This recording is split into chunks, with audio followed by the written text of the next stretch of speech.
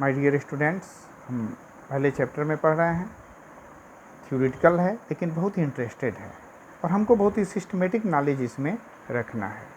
हम यहाँ पे बात ये कर रहे हैं, अब जो मेरे ख्याल से आखिरी टॉपिक है एक तरह से कह लीजिए, तो हमको क्या पढ़ना है कि नेचर ऑफ फिजिकल लॉ। जो फिजिकल लॉ हैं हमारे, हमने क्या कहा, जो फंडामेंटल फोर्स हैं हमारे नेचर में कितने हैं, क्लियर एकदम जानिए कि देयर आर ओनली 4, ना 3 है ना 5 हैं। पहला क्या है, ग्रेविटेशनल फोर्स है, दूसरा इलेक्ट्रोमैग्नेटिक फोर्स है, तीसरा स्ट्रांग न्यूक्लियर फोर्स है और चौथा क्या है, वीक न्यूक्लियर फोर्स।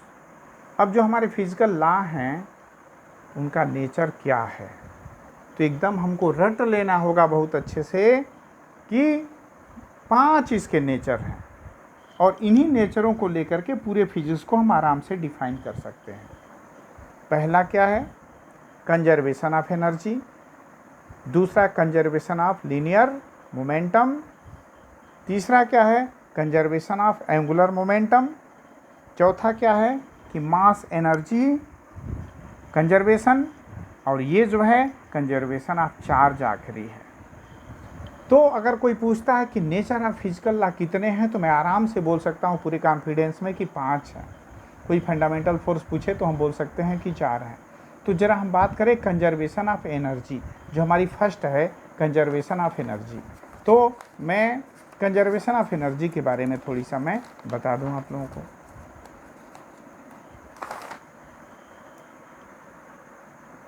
हाँ, तो मैं बात कर रहा था फर्स्ट कि कंजर्वेशन ऑफ एनर्जी पहला, बाकी हम बातें करेंगे। तो पहला कंजर्वेशन ऑफ एनर्जी क्या है, हिंदी में इसको ऊर्जा संरक्षण का नियम कहते हैं। तो इसको मैं बोल सकता हूँ, मैंने लिखने के लिए वीडियो बंद किया था, अब मैंने स्टार्ट कर दिया है। If applied force on a body is conserved, ध्यान दीजिएगा, if applied force on a body है, इस पे फोर्स लग रहा है, दिस इज एफ। एक बॉडी है कोई जिसमें हमने क्या किया, फोर्स लगा रखा है, और ये फोर्स क्या है, कह रहा है कि if applied force on a body is conserved then total mechanical energy यानी कि kinetic energy plus potential energy is constant. कि अगर ये अप्लाइड फोर्स कंजर्व है तो जो टोटल मैकेनिकल एनर्जी है ना, काइनेटिक एनर्जी और पोटेंशियल एनर्जियों का जो जोड़ है वो हमेशा क्या रहेगा, कांस्टेंट रहेगा। अब ध्यान दीजिए कि हमने फोर्स लगाया, मतलब हमने क्या किया, हमने सिर्फ ढकेला नहीं, क्योंकि अगर if the displacement comes in the direction of force then work is to be done. हम बोलते हैं ना कि हम फोर्स लगाएंगे यानी हम काम कर रहे हैं, और जब हमने कार्य किया तो जो कार्य करने की क्षमता होती है, capacity of doing work is called energy. तो हमने जो फोर्स लगाया तो कहीं ना कहीं, क्योंकि फोर्स अगर लगाया, अगर इन द डायरेक्शन ऑफ फोर्स अगर डिस्प्लेसमेंट नहीं होता है तो मैं क्या बोलता हूँ कि वर्क हुआ ही नहीं। और थोड़ी देर के लिए अगर मान लिया जाए कि इन द डायरेक्शन ऑफ फोर्स अगर इसमें डिस्प्लेसमेंट हो गया तो हमने जो वर्क किया कहीं ना कहीं ये एनर्जी है। तो अगर फोर्स ही अगर कंजर्व नहीं रहेगा तो फिर जो kinetic energy plus potential energy का जो जोड़ होगा ये इक्वल नहीं होगा। तो यहाँ क्या है कि if a force which is applied on a body is conserved then sum of kinetic energy plus potential energy will be constant. ठीक, एकदम क्लियर समझिए। दूसरा क्या है, बहुत ही इंपॉर्टेंट है, सेकेंड क्या है, सेकेंड है कि कंजर्वेशन। अब देखिए मैंने क्या लिखा कि कंजर्वेशन ऑफ लीनियर मोमेंटम।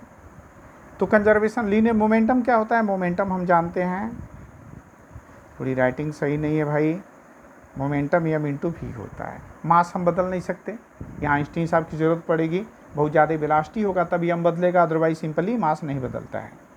तो मोमेंटम क्या होता है, मास इंटू वेलोसिटी। और हम पढ़ते हैं ना कि rate of change of momentum is called force.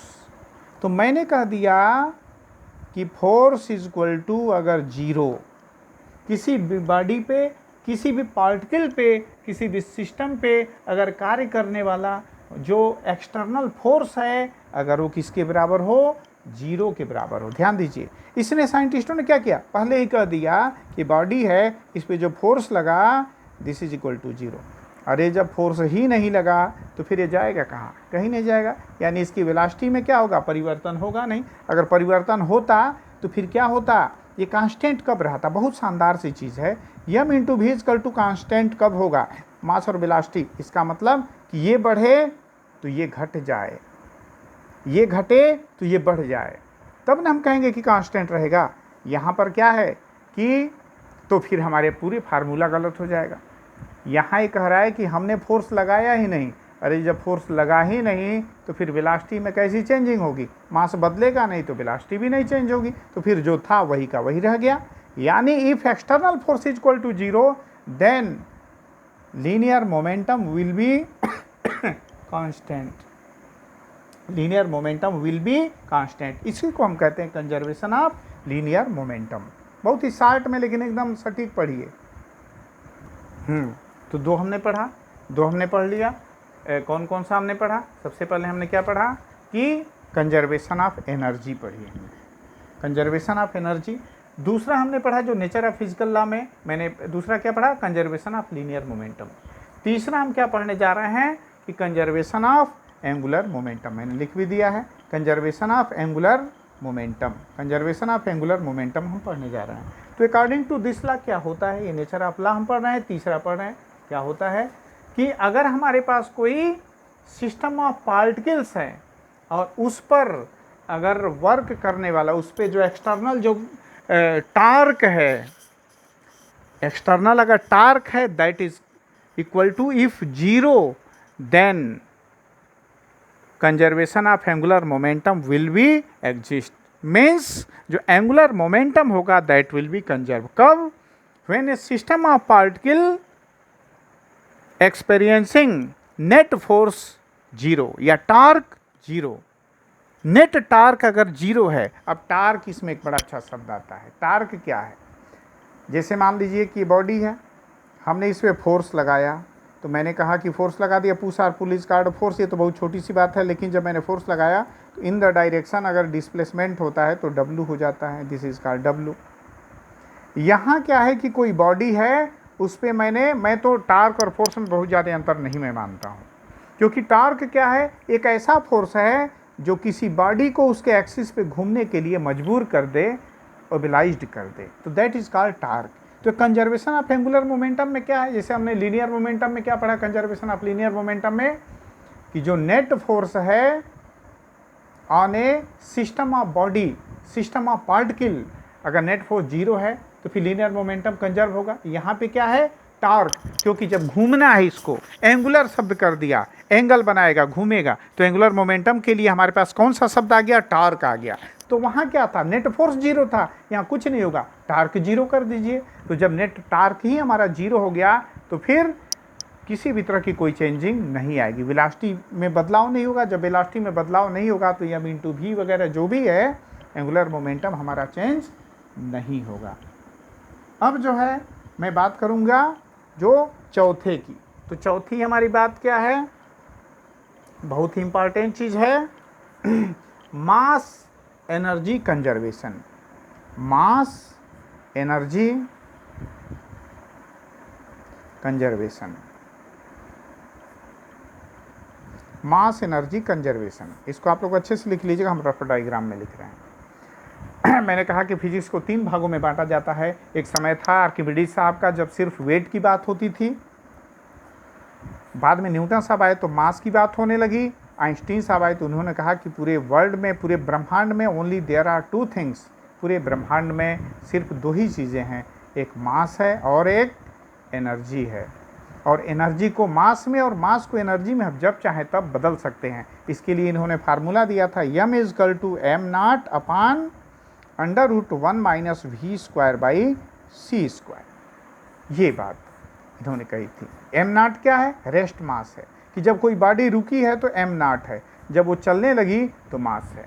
और इसका बहुत शानदार सा मैं एक वीडियो बनाऊंगा कि हम पढ़ते हैं, क्लास 10 में हम लोगों ने पढ़ा था कि जब कोई चार्ज अगर रुका हुआ है तो अपने चारों तरफ क्या बनाता है, इलेक्ट्रिक फील्ड बनाता है, और जब वो चलने लगता है तो क्या बनाता है, मैग्नेटिक फील्ड बनाता है। इसका रीजन क्या है, बहुत शानदार सा रीजन आइंस्टीन साहब की थ्योरी के अकॉर्डिंग ही हम लेते हैं, जब हम पढ़ते हैं कि L is equal to L0 upon √1 minus V square by C square. मेरी पसंदीदा चीज़ है, एमएससी में पढ़ाया जाता है। जब मैथ से एमएससी करिएगा तो आइंस्टाइनियन मैकेनिक्स पढ़ा जाता है, वो शानदार सी चीज़ है।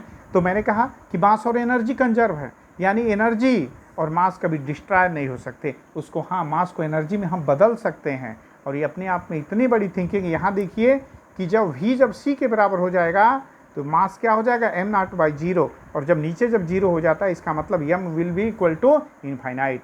और फिर हम वहीं पहुँच जाते हैं जहाँ गीता में भगवान श्री कृष्ण क्या बोलते हैं बोलते हैं कि एको हम द्वितीयो नास्ति, इस ब्रह्मांड में सिर्फ मैं हूँ, मेरे सिवा कोई है ही नहीं है।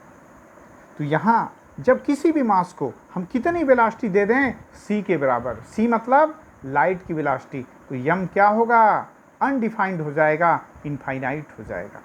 तो यहाँ हम सीधे सीधे बोल सकते हैं कि अकॉर्डिंग टू आइंस्टीन साहब, मास और एनर्जी पूरे ब्रह्मांड में सिर्फ दो ही चीज़ें हैं, मास को एनर्जी में, एनर्जी को मास में हम बदल सकते हैं। यही हमारा सबसे बड़ा मास एनर्जी कंजर्वेशन होता है। और ये तब तक मैं सेटिस्फाई नहीं होऊंगा जब तक कि आप लोग समझ नहीं लीजिएगा कि कोई जब चार्ज रुका होता है तो इलेक्ट्रिक फील्ड बनाता है, और जब चलने लगता है तो क्यों मैग्नेटिक फील्ड बनाता है। हालांकि हम लोग पढ़ते हैं ना कि change of electric field gives us magnetic field, और changing of magnetic field gives us electric field, लेकिन मैं उससे सेटिस्फाई नहीं होऊंगा। तो वीडियो बनाऊंगा तो बताऊंगा। यहाँ तो बस इतना ही है। हम पाँचवा पढ़ेंगे कंजर्वेशन ऑफ चार्ज। बहुत ही अच्छी चीज़ है कंजर्वेशन ऑफ चार्ज। हाँ, तो हम बात कर रहे हैं कि पाँचवा जो है हमारे पास, जो पाँचवा जो ला है हमारे पास, हमने स्टार्टिंग में हमने क्या कहा था कि हम जो चीज़ें जो पढ़ने जा रहे हैं वो यहाँ पर कंजर्वेशन की बात करता है। कोई कंजर्वेशन ऑफ चार्ज, तो हम नेचर ऑफ फिजिकल लॉ पढ़ने जा रहे हैं। हम पढ़ रहे थे जिसमें हमने कंजर्वेशन ऑफ एनर्जी पढ़ा, कंजर्वेशन ऑफ लीनियर मोमेंटम पढ़ा, कंजर्वेशन ऑफ एंगुलर मोमेंटम पढ़ा, मास एनर्जी कंजर्वेशन पढ़ा, और आखिरी मैं पाँचवा बताने जा रहा हूँ कंजर्वेशन ऑफ चार्ज।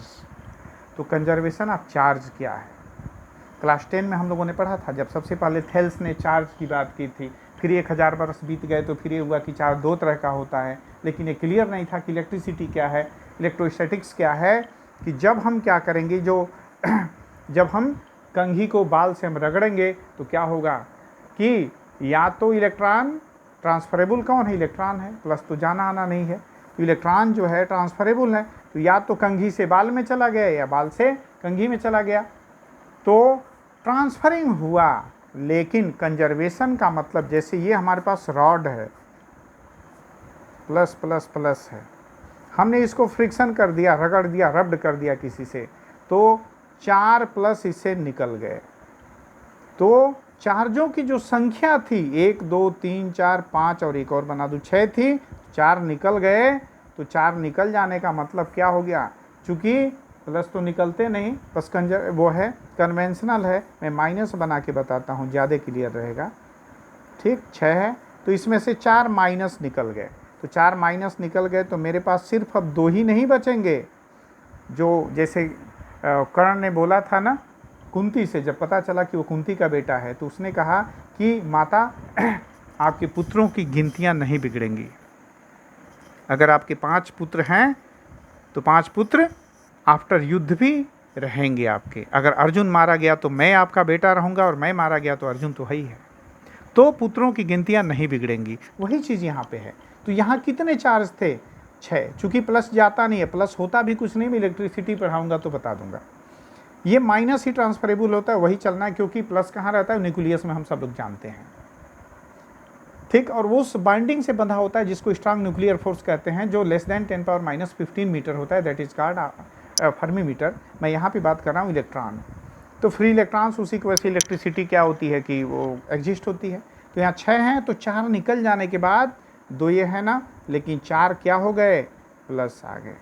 तो जो चार्जों की जो संख्या थी 2 और 4, पहले भी 6 थे और अब भी 6 है, यानी जो चार्ज होता है वो डिस्ट्रॉय नहीं होता है, वो कंजर्व होता है 100%। That is conservation of charges होता है, वो कभी डिस्ट्रॉय नहीं हो सकता।